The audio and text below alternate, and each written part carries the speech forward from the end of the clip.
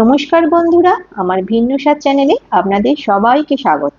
আজ আমি Ganesh Chaturthi special rasmalai flavour মোদকের recipe দেখাবো। খুব সহজ পদ্ধতিতে মোল্ড ছাড়া কিভাবে মোদক বানানো যায় সেটাই দেখাবো। পুরো ভিডিওটা কোনো রকম স্কিপ না করে দেখতে থাকুন। এখানে একটি মিক্সার গ্রাইন্ডারে আমি নিয়ে নিলাম হাফ কাপ চিনি এবং 4-5টা এলাচ। এটাকে আমরা একটু গ্রাইন্ড করে নেব। ঠিক দেখুন এই রকম হবে।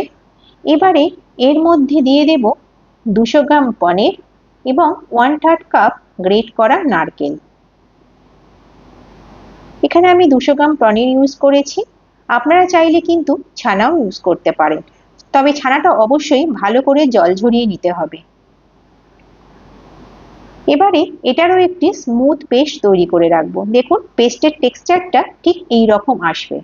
তারপর একটি কড়াই নিয়ে তাতে দিয়ে দেব হাফ কাপ দুধ আর হাফ কাপ মালাই। এটা সম্পূর্ণ অপশনাল, যেহেতু আমি রসমালাই কেক করছি হাফ কাপ মালাই নিয়েছি। এখানে আমি দুধের সরকে ভালোভাবে ফেটিয়ে নিয়েছি আর দিয়ে দেব হাফ কাপ মিল্ক পাউডার। এবার এই সমস্ত উপাদানগুলিকে আমি ভালোভাবে মিশিয়ে নেব।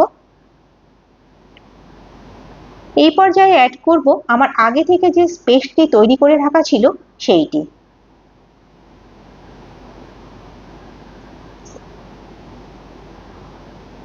তারপরে এই উপাদানগুলিকে আবার ভালোভাবে মিশিয়ে নেব। তারপরে অ্যাড করব, যেহেতু এটা রসমালাই ফ্লেভার, তার জন্য আমি এখানে কেশর ভেজানো 1/4 কাপ দুধ অ্যাড করব। নাড়াচাড়া করতে করতে এই পর্যায়ে অ্যাড করব 2 চামচ পেস্তা কুচি।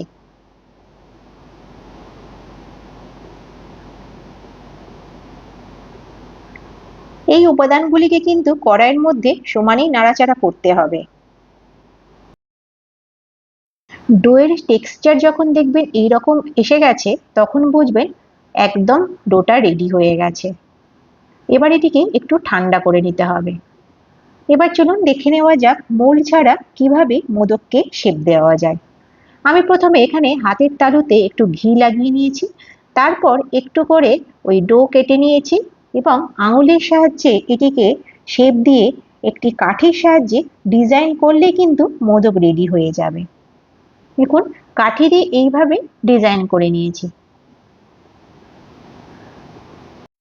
মোল্ড ছাড়া যদি আপনারা এইভাবে হাতের তালুর সাহায্যে মোদকগুলিকে শেপ দেন, তাহলেও কিন্তু দেখতে বেশ ভালোই লাগবে। এইভাবে এক এক করে মোদকগুলি আমরা শেপ দিয়ে নেব এবং কাঠির সাহায্যে ডিজাইন করে নেব। এইভাবে আমি সমস্ত মোদকগুলিকে রেডি করে নেব।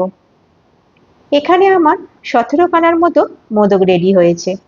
এবারে আমি এগুলোকে পেস্তা কুচি আর গোলাপের পাপড়ি দিয়ে গার্নিশ করে নেব।